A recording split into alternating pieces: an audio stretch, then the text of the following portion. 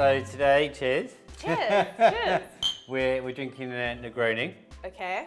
And the reason why this is my go-to drink is so when I started TailorMade, spent a lot of time in Florence at the men's fashion sort of event, Pitti Mono, and Negroni is a drink of Florence.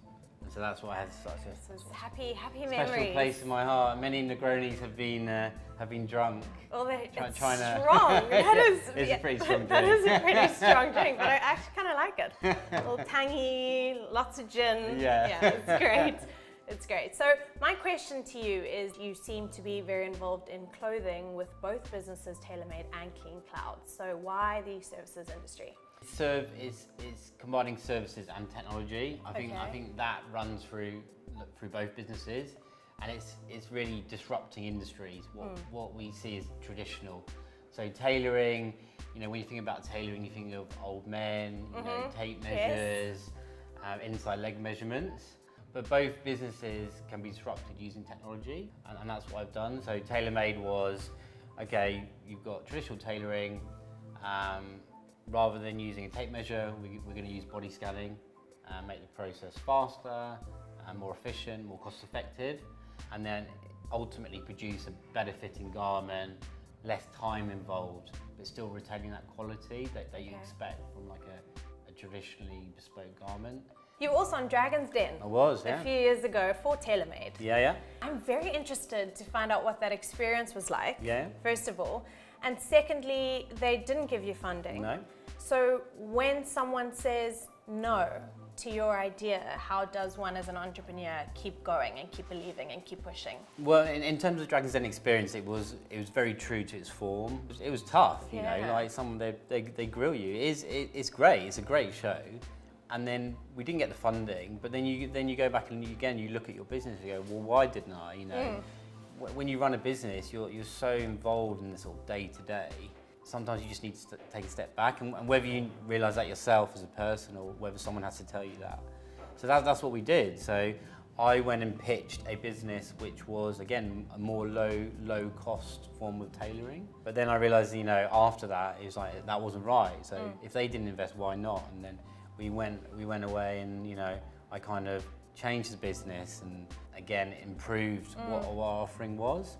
So I like to think if I went on there now, then, you'd nail it. But then I still make suits for a lot of the dragons now anyway. Oh, do you? Yeah. Isn't that funny? I know, so even 10 years on, or whatever it was, This suit that you're wearing, it is obviously one of your own. Of course, yeah. I love it. I love the color, I love the fit, everything. What is your favorite style to wear? I don't know the lingo, so you're gonna have to maybe just tell me a little bit. I'm very, like us as a brand, sort of very, very laid back, very casual. I tend to wear like a jacket, jeans, custom-made sneakers. Yeah. So, because we can do that. Yeah, you can. So that tends to be my sort of go-to look, rather than something very formal, because again, that's not us as a brand. It's about choosing your own style. I think that's important, not being pigeonholed. So, if you do want to wear a shirt and tie, and something very formal, that's fine. We will do that for you. But equally, if you just want to wear a jacket and jeans, that's fine too. What advice do you have for young entrepreneurs who are starting out in terms of conceptualizing the idea? Maybe you have some insight into funding. That's two big questions. No, it's fine. So it's about trying to take something and really scrutinize it and think, well, actually, if I was putting my whole life on the line for this, would it work? Would someone buy it? Would they enjoy using, whether it's an app, whether it's a product? Sometimes a lot of young entrepreneurs, they think that they will become Mark Zuckerberg or like a big entrepreneur overnight, and it may happen, but for majority of people, it could take a lot longer than you think. It could be 10 years. Most of the really successful entrepreneurs in the world, they're not overnight successes. They've been working at these businesses for like 10 years. Whether they were working actually on the business or doing something that led to them starting the business. So that's my first thing. And the second one, in terms of funding's very difficult.